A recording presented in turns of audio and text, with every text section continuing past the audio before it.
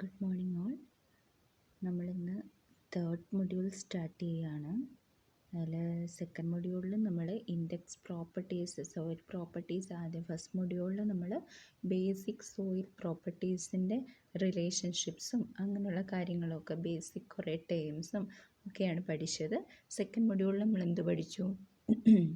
Index പ്രോപ്പർട്ടീസും engineering പ്രോപ്പർട്ടീസും ഉണ്ടെന്നും അതിൽ index properties നമ്മൾ പഠിച്ചു. അതിനുശേഷം എൻജിനീയറിംഗ് പ്രോപ്പർട്ടീസിൽ നിന്ന് നമ്മൾ ഇത് പഠിച്ചു, പെർമിയബിലിറ്റിയും പഠിച്ചു. ഇനി അടുത്ത തേർഡ് മൊഡ്യൂൾ എന്ന് പറഞ്ഞിട്ടുണ്ടെങ്കിൽ നമുക്ക് 2 ടോപ്പിക്സാണ് തേർഡ് മൊഡ്യൂളിൽ മെയിനായിട്ടും പഠിക്കാനുള്ളത്.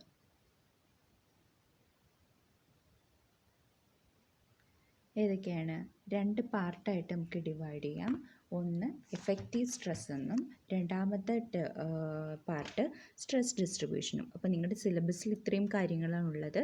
എഫക്റ്റീവ് സ്ട്രെസ് എന്നൊരു പാർട്ടുണ്ട്, സ്ട്രെസ് ഡിസ്ട്രിബ്യൂഷൻ എന്നൊരു പാർട്ടുണ്ട്. അതിൽ എഫക്റ്റീവ് സ്ട്രെസ്സിൽ നമുക്ക് പഠിക്കാനുള്ളത് total stress, neutral stress, effective stress. Total stress ആ ഒരു പോർഷനിൽ മെയിനായിട്ട് എഫക്റ്റീവ് സ്ട്രെസ് ആണ്. എന്നാലും ബേസിക്കായിട്ട് നമ്മൾ സ്ട്രെസ്സസിനെ എങ്ങനെയൊക്കെ ക്ലാസിഫൈ ചെയ്യാം? ടോട്ടൽ സ്ട്രെസ്സ്, ന്യൂട്രൽ സ്ട്രെസ്സ്, അതുപോലെ എഫക്റ്റീവ് സ്ട്രെസ്സ്. ഇത് വെച്ചിട്ടുള്ള ഇങ്ങനെ ഈ സ്ട്രെസ് എന്തൊക്കെയാണെന്നുള്ളതും ഇത് വെച്ചിട്ടുള്ള പ്രഷർ ഡയഗ്രംസ് എങ്ങനെ വരയ്ക്കാം എന്നുള്ളതും ഒക്കെയാണ് ഒരു പാർട്ട്. പിന്നീട് വരുന്നതാണ് ക്വിക്സ് ആൻഡ് കണ്ടീഷൻസും ക്രിട്ടിക്കൽ ഹൈഡ്രോളിക് ഗ്രേഡിയൻറ്റ്. ഈ 3 ടോപ്പിക്സാണ് എഫക്റ്റീവ് സ്ട്രെസ് എന്നുള്ള പോർഷനുള്ളത്. അടുത്ത പോർഷനാണ് സ്ട്രെസ് ഡിസ്ട്രിബ്യൂഷൻ. അതായത് സോയിലിലെ പല ടൈപ്പ് പല ഷേപ്പിലുള്ള ഫൂട്ടിംഗ് ആണെങ്കിലോ ഒക്കെ അങ്ങനെയുള്ള അല്ലെങ്കിൽ ലോഡ് പല ഷേപ്പിലുള്ള ലോഡ് വരുമ്പോൾ എങ്ങനെയാണ് സ്ട്രെസ് ഡിസ്ട്രിബ്യൂഷൻ കാൽക്കുലേറ്റ് ചെയ്യുന്നതെന്നുള്ളത്. അപ്പോൾ ബോസ്നസ്ക് ഇക്വേഷൻ യൂസ് ചെയ്താണ് നമ്മൾ കാൽക്കുലേറ്റ് ചെയ്യുന്നത്. അതിൽ തന്നെ പല ഡിവിഷൻസ്, പല കേസസുമാണ് നമ്മൾ സെക്കൻഡ് പാർട്ടിൽ ഡിസ്കസ് ചെയ്യുന്നത്. അപ്പോൾ ഇന്ന് നമുക്ക് എഫക്റ്റീവ് സ്ട്രെസ് എന്നുള്ള പോർഷനിലേക്ക് കടക്കാം. ഫസ്റ്റ് നമുക്ക് പറയാനുള്ളത് principle of effective stress. Okay, the effective stress principle was developed by Carl Terzaghi in 1936, forms an extremely useful basis of the most important theories in soil engineering. Okay, principle of effective stress എന്ന് പറയുന്നത് ആരാണ് develop ചെയ്തത്? Call ടെർസാഗി 1936 Karl Terzaghi develop ചെയ്തെടുത്ത effective stress principle നമ്മൾ എല്ലാ soil എൻജിനീയറിങ്ങിലെ ഒരു topic, important ആയിട്ടുള്ള ഏത് ടോപ്പിക്ക് എടുത്താലും അത് ഏതിനെ ബേസ് ചെയ്തിട്ടായിരിക്കും? 1936 കാൾ ടെർസാഗി ഡെവലപ്പ് ചെയ്തെടുത്ത സ്ട്രെസ് പ്രിൻസിപ്പിൾ, എഫക്റ്റീവ് സ്ട്രെസ് പ്രിൻസിപ്പിളിനെ ബേസ് ചെയ്തിട്ടായിരിക്കും. The effective stress principle consists of 2 parts.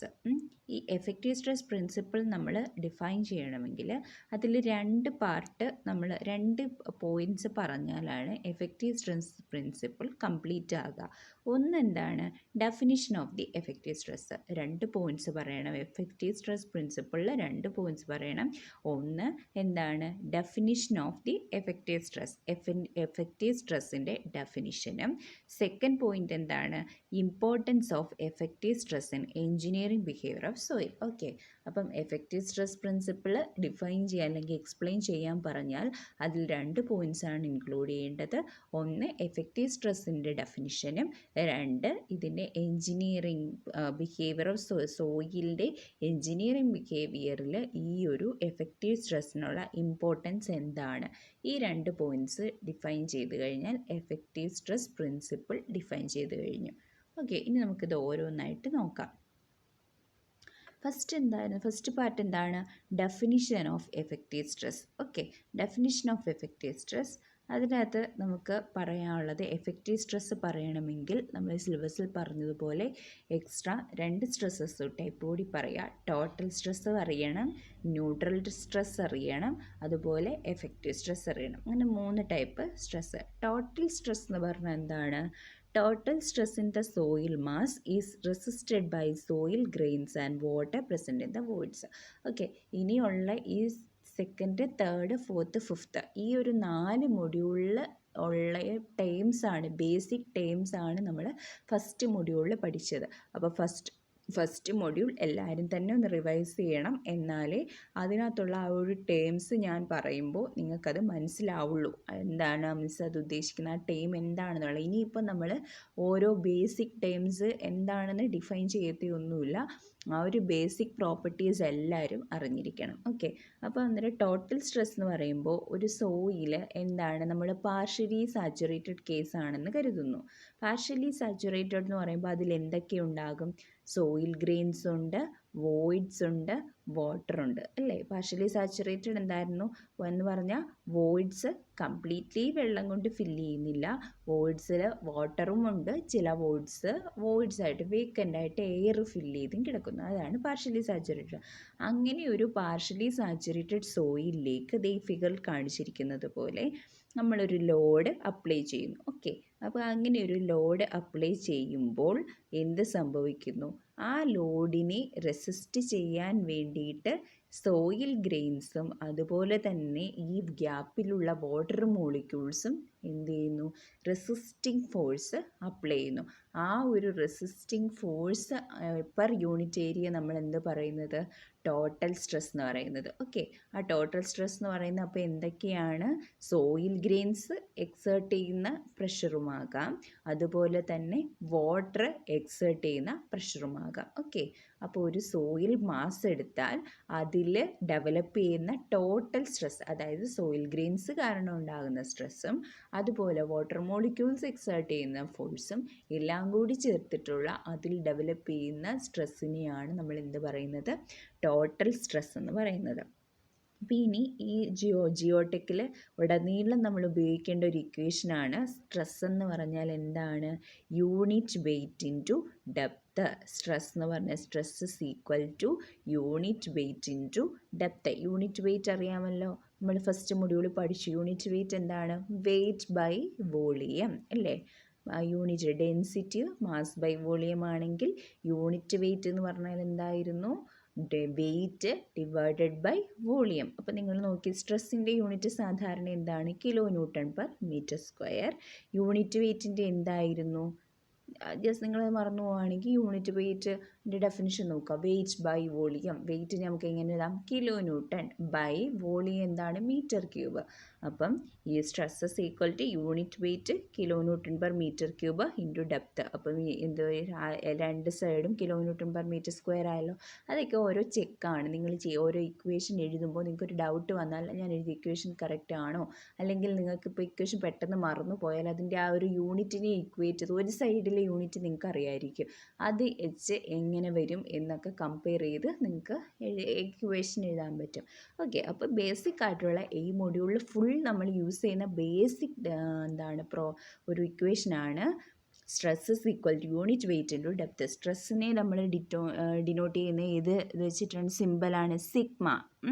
Total stress sigma is equal to unit weight gamma into depth Z. ഇതിൽ ഇസഡ് ഞാൻ മാർക്ക് ചെയ്തിട്ട് നമ്മൾ ഈ ഒരു ചാപ്റ്ററിൽ ഫുൾ ഇസഡ് എന്ന് പറഞ്ഞാൽ എപ്പോഴും എന്താണ്? ഗ്രൗണ്ട് ലെവലിൽ നിന്നും ഒരു പർട്ടിക്കുലർ പോയിന്റ് വരെയുള്ള ഡെപ്തിനെയാണ് നമ്മൾ ഇസഡ് എന്ന് മാർക്ക് ചെയ്യുക. ഓക്കെ, അപ്പം ഇസഡ് എപ്പോഴും മാർക്ക് ചെയ്യുന്നത് ഗ്രൗണ്ട് ലെവലിൽ നിന്നാണ്. ഗ്രൗണ്ട് ലെവലിൽ നിന്നും ഇസഡ് ഡെപ്തിലുള്ള ഒരു പോയിന്റിലെ സ്ട്രെസ്സാണ് sigma is equal to gamma into Z. നിങ്ങൾ ആ ഒരു കൺസെപ്റ്റ് നന്നായി മനസ്സിലാക്കുക. Sigma at total stress at Z depth, ground ലെവലിൽ നിന്നും ഇസഡ് ഡെപ്തിലുള്ള ടോട്ടൽ സ്ട്രെസ് ആണ് എന്ത്? Gamma into Z. ഇനിയിപ്പം എക്സാമ്പിൾ ഇസഡ് ഡെപ്ത് അല്ല, ഇതിൽ വേറെ ഇപ്പം നിങ്ങൾ ഇതിൽ കാണാം ഇസഡ് ഡെപ്ത് ഞാൻ മാർക്ക് ചെയ്തിട്ടുണ്ടല്ലേ, ഗ്രൗണ്ട് ലെവലിൽ നിന്ന് ഇവിടെ വരാം. ഇപ്പോൾ വേറൊരു പോയിന്റ് ഞാൻ എടുത്ത് അവിടുത്തെ ഡെപ്ത് H1 ആണെങ്കിൽ അവിടുത്തെ സിഗ്മ എന്തായിരിക്കും? Sigma is equal to gamma into H1. Okay, ഇനി അടുത്തത് സ്ട്രെസ്സ്. നമ്മളിപ്പോൾ ടോട്ടൽ സ്ട്രെസ്സ് പറഞ്ഞു. ഇനി അടുത്ത രണ്ട് ടേംസ് കൂടിയുണ്ട്, ന്യൂട്രൽ സ്ട്രെസ്സും എഫക്റ്റീവ് സ്ട്രെസ്സും. ഓക്കെ, ന്യൂട്രൽ സ്ട്രെസ്സിൻ്റെ മറ്റൊരു പേരാണ് എന്ത്? Pore water pressure. Neutral stress അഥവാ pore water pressure, effective stress അഥവാ intergranular pressure. Okay, neutral stress അഥവാ pore water pressure, effective stress അഥവാ ഇൻ്റർ ഗ്രാനുലാർ പ്രഷർ. ഓക്കെ, അപ്പോൾ ന്യൂട്രൽ സ്ട്രെസ് എന്ന് പറഞ്ഞാൽ എന്താണ്? ടോട്ടൽ സ്ട്രെസ് എന്തായിരുന്നു? സോയിൽ ഗ്രെയിൻസും അതുപോലെ വാട്ടർ മോളിക്യൂൾസും കൂടി ടോട്ടലി എത്ര സ്ട്രെസ് എടുക്കുന്നു എന്നുള്ളത്. ന്യൂട്രൽ സ്ട്രെസ് അല്ലെങ്കിൽ പോർ വാട്ടർ പ്രഷർ എന്ന് പറഞ്ഞാൽ എന്താണ്? It is the stress carried by the pore water. Pore water എന്ന് പറഞ്ഞാൽ എന്താണ്? പോർട്സിൽ ഫില്ല് ചെയ്തിരിക്കുന്ന വാട്ടർ അല്ലെങ്കിൽ വോയിഡ്സിൽ ഫില്ല് ചെയ്യപ്പെട്ടിരിക്കുന്ന വാട്ടർ, അതാണ് പോർ വാട്ടർ. അപ്പം ന്യൂട്രൽ സ്ട്രെസ് എന്ന് പറഞ്ഞാൽ എന്താണ്? ആ ഒരു വോയിഡ്സിലുള്ള വാട്ടർ മാത്രം എത്ര സ്ട്രെസ്സാണ് ക്യാരി ചെയ്യുന്നതെന്നുള്ളത്. സോയിൽ ഗ്രെയിൻസും വാട്ടർ കൂടെയാണെങ്കിൽ ടോട്ടൽ സ്ട്രെസ്, അതിലെ വാട്ടർ മോളിക്യൂൾസ് മാത്രം ക്യാരി ചെയ്യുന്ന ലോഡാണെങ്കിൽ എന്താണ്? ന്യൂട്രൽ സ്ട്രെസ് അല്ലെങ്കിൽ pore water pressure. Same in all directions. ഈ പോർ വാട്ടർ പ്രഷർ എന്ന് പറയുന്നത് എപ്പോഴും ഈക്വൽ ആയിരിക്കും. ഓക്കെ, അതാ ഈക്വൽ എന്ന് വെച്ച് കഴിഞ്ഞാൽ ഒരു സിംഗിൾ ഡയറക്ഷനിൽ ഇപ്പം നമ്മളൊരു 50 മീറ്റർ ഡെപ്തിലാണ് എടുക്കുന്നതെങ്കിൽ ആ ഒരു ഹൊറിസോണ്ടൽ ഡെപ്തിൽ സെയിം ആയിരിക്കും. കാരണം എന്താണ്? നിങ്ങൾ എന്താണ് ഇക്വേഷൻ എന്താണ്? നമുക്ക് സിഗ്മയുടെ ഇക്വേഷൻ, സ്ട്രെസ്സിൻ്റെ ഇക്വേഷൻ എന്താ വരുന്നത്? Gamma into Z.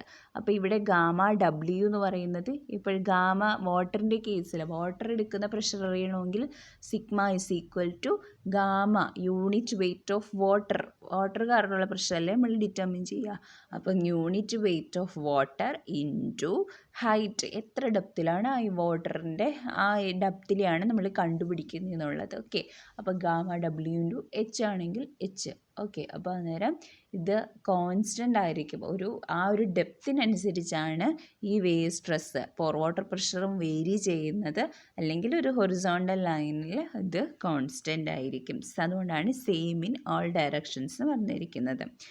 Cannot resist shear stresses designated by U. Okay, ഈ ഒരു ന്യൂട്രൽ സ്ട്രെസ് പോർ വാട്ടർ പ്രഷറിനെ നമ്മൾ ന്യൂട്രൽ സ്ട്രെസ് എന്ന് പറയുന്നത് എന്തുകൊണ്ടാണ്? ഇതിന് പ്രത്യേകിച്ച് ഷിയർ സ്ട്രെസ് ഒന്നും റെസിസ്റ്റ് ചെയ്യാൻ പറ്റില്ല. ഓക്കെ, എന്തെങ്കിലും ഒരു ഷിയർ ഫോഴ്സ് അങ്ങനെ ആക്ട് ചെയ്യുവാണെങ്കിൽ അതിനെ റെസിസ്റ്റ് ചെയ്യാനൊന്നും പറ്റത്തില്ല. അവിടെ ഒരു പ്രഷർ ഉണ്ടാകുന്നു, ഒരു വാട്ടർ ഒരു ചെറിയ പ്രഷർ എക്സേർട്ട് ചെയ്യുന്നു, അത്രമാത്രം. അതിന് ഷിയർ സ്ട്രെങ്ത് ഇംപ്ലിമെൻറ്റ് ചെയ്യാനൊന്നും പറ്റില്ല. അപ്പോൾ പോർ വാട്ടർ പ്രഷറിനെ നമ്മൾ സ്മോൾ യു കൊണ്ട് റെപ്രസെൻറ്റ് ചെയ്യുന്നു. Small U is equal to gamma W into Z. Okay, നമ്മൾ നേരത്തെ ടോട്ടൽ സ്ട്രെസ്സിൻ്റെ ഇക്വേഷൻ ഒന്ന് മോഡിഫൈ ചെയ്ത് ചെയ്യാൻ എപ്പോഴും സ്ട്രെസ് എന്ന് പറഞ്ഞാൽ ഗാമ ഇൻറ്റു ഇസഡ്. അപ്പോൾ വാട്ടർ കാരണമുള്ള സ്ട്രെസ് എന്ന് പറയുമ്പോൾ വാട്ടറിൻ്റെ യൂണിറ്റ് വെയിറ്റ് ഇൻറ്റു ആ ഒരു പർട്ടിക്കുലർ ഡെപ്ത്. ഇതാണ് ന്യൂട്രൽ സ്ട്രെസ്. ഇനി അടുത്തയാണ് എഫക്റ്റീവ് സ്ട്രെസ് അഥവാ intergranular pressure. Effective stress or intergranular pressure എന്ന് പറഞ്ഞാൽ എന്താണ്? It is the difference between the total stress and the neutral stress. അപ്പോൾ നോക്കി, അപ്പം ശരിക്കും പറഞ്ഞാൽ എഫക്റ്റീവ് സ്ട്രെസ് എന്ന് പറയുമ്പോൾ എന്തായിരിക്കും? ഇൻ്റർ ഗ്രാനുലാർ എന്ന് പറഞ്ഞാൽ എന്തുകൊണ്ടായിരിക്കും? നമ്മൾ ടോട്ടൽ സ്ട്രെസ്സിൽ നിന്നും ഈ പോർ വാട്ടർ പ്രഷർ മൈനസ് ചെയ്യുമ്പോഴാണ് നമുക്ക് ഏത് കിട്ടുന്നത്? ഈ എഫക്റ്റീവ് സ്ട്രെസ് കിട്ടുന്നത്. അപ്പോൾ അതെന്തായിരിക്കും? എഫക്റ്റീവ് സ്ട്രെസ് എന്ന് പറഞ്ഞാൽ സോയിൽ ഗ്രെയിൻസ് എടുക്കുന്ന സ്ട്രെസ്, ഡെവലപ്പ് ചെയ്യുന്ന സ്ട്രെസ്സാണ് അല്ലേ? അതായത് ടോട്ടലി സോയിൽ ഗ്രെയിൻസും വാട്ടറും കൂടിയാണ് എടുക്കുന്നത്. അതിൽ നിന്നും വാട്ടർ ഗ്രെയിൻസിൻ്റെ സ്ട്രെസ് അങ്ങ് മൈനസ് ചെയ്താൽ പിന്നെ എന്ത് കിട്ടും? സോയിൽ ഗ്രെയിൻസ് എടുക്കുന്ന സ്ട്രെസ് കിട്ടും. അതുകൊണ്ടാണ് അതിന് ഇൻ്റർ ഗ്രാനുലാർ സ്ട്രെസ് അഥവാ എഫക്റ്റീവ് സ്ട്രെസ് എന്ന് പറയുന്നത്. It's not a physical quantity, only a mathematical concept. അതൊരു ഫിസിക്കൽ ക്വാണ്ടിറ്റി ഒന്നുമല്ല, അതൊരു മാത്തമെറ്റിക്കൽ കൺസെപ്റ്റ് ആണ്. അതുപോലെ എഫക്റ്റീവ് സ്ട്രെസ്സിനെ നമുക്ക് എങ്ങനെ റെപ്രസെൻറ്റ് ചെയ്യാം? സിഗ്മ ഡാഷ് അല്ലെങ്കിൽ സിഗ്മ ബാർ. എഫക്റ്റീവ് സ്ട്രെസ്സിനെ നമുക്ക് സിഗ്മ ഡാഷ് അല്ലെങ്കിൽ sigma bar is equal to എന്താണ്? Sigma minus U. Total stress minus pore water പ്രഷറാണ്. അപ്പം സിഗ്മ മൈനസ് യു എന്ന് കിട്ടും. ഓക്കെ, ഇതാണ് ന്യൂട്രൽ സ്ട്രെസ്സും എഫക്റ്റീവ് സ്ട്രെസ്സും. The effective stress at a point in the soil mass is equal to the total stress minus pore water pressure. നമ്മൾ പറഞ്ഞതാണ്. അപ്പോൾ സിഗ്മ ബാർ അല്ലെങ്കിൽ sigma dash is equal to sigma minus U, where sigma is the total stress and U is the pore water pressure അല്ലെങ്കിൽ neutral pressure. Saturated soil ആണെങ്കിൽ ഒരു case നമ്മൾ പറയുകയാണ് for saturated soil. Saturated soil എന്ന് പറയുമ്പോൾ എന്താണ്? Voids എല്ലാം filled with water ആയിരിക്കും അല്ലേ? ഫസ്റ്റ് മൊഡ്യൂൾ പഠിച്ചു. സാച്ചുറേറ്റഡ് സോയിൽ എന്ന് പറയുമ്പം ഒരു സോയിലിലെ വോയിഡ്സ് എല്ലാം ഫുള്ളി സാച്ചുറേറ്റഡ്, അതായത് fully filled with water molecules ആണ്. ഓക്കെ, എയർ ഉള്ളത്, അതിൽ എയർ വോയിഡ്സ് ഇല്ല. ഓക്കെ, അപ്പോൾ സാച്ചുറേറ്റഡ് സോയിലിന് pore water pressure sigma bar is equal to, അപ്പോൾ നമ്മൾ നേരത്തെ പറഞ്ഞ പോലെ ആണെങ്കിൽ total stress sigma minus U. അപ്പോൾ സാച്ചുറേറ്റഡ് സോയിലാകുമ്പോൾ അതിൻ്റെ ടോട്ടൽ സ്ട്രെസ് എങ്ങനെയാണ് വരുന്നത്? ഗാമ എച്ച് ആണ് വരേണ്ടത്, പക്ഷേ ഗാമ സാച്ചുറേറ്റഡ് സോയിലായതുകൊണ്ട് ഗാമ സാച്ചുറേറ്റഡ് ഇൻറ്റു എച്ച്. അപ്പോൾ എന്താണ്? സോയിലിൻ്റെ ടോട്ടൽ സ്ട്രെസ്സായി. അതേ മൈനസ് ഇനി എന്ത് വേണം? യു വേണം.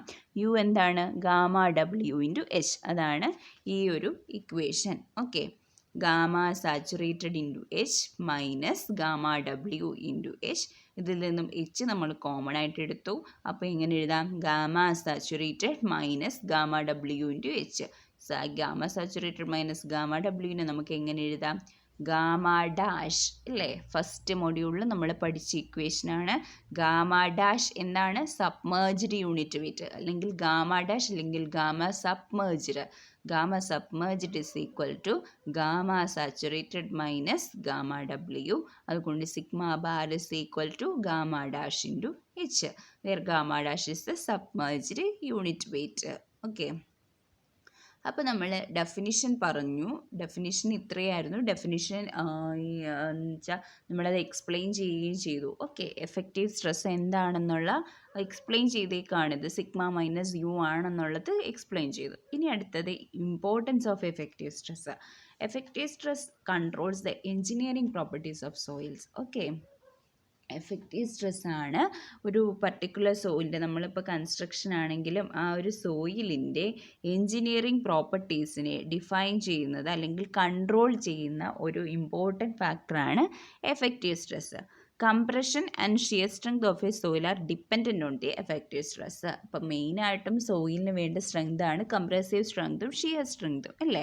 അപ്പം ആ ഒരു ഷിയർ സ്ട്രെങ്ത് കംപ്രസീവ് സ്ട്രെങ്തും ഒക്കെ പ്രൊവൈഡ് ചെയ്യുന്നതിൽ ഏറ്റവും ഇമ്പോർട്ടൻ്റ് ആയിട്ടുള്ള ഒരു പ്രോപ്പർട്ടിയാണ് എന്ത്? എഫക്റ്റീവ് സ്ട്രെസ് എന്ന് പറയുന്നത്. അപ്പോൾ എഫക്റ്റീവ് സ്ട്രെസ്സിൻ്റെ രണ്ട് കാര്യങ്ങൾ നമ്മൾ പറഞ്ഞു, ഡെഫിനിഷനും പറഞ്ഞു, ഇമ്പോർട്ടൻസും പറഞ്ഞു. അപ്പോൾ ഇനി നമുക്ക് പ്രോപ്പറായിട്ട് ഡിഫൈൻ ചെയ്യാമല്ലോ. അതാണ് ഇവിടെ പറഞ്ഞിരിക്കുന്നത്. എഫക്റ്റീവ് സ്ട്രെസ് പ്രിൻസിപ്പിൾ എന്താണ്? ഒന്ന്, the effective stress is equal to the total stress minus pore water pressure. Correct ആണല്ലോ. അതുപോലെ the importance, effective stress controls certain aspects of soil behaviour, notably compressibility and shear strength. Shear സ്ട്രെങ്തും compressibility improve ചെയ്യാൻ വേണ്ടിയിട്ട് എന്താണ്? Effective stress ഒരു important റോളുണ്ട്. Okay,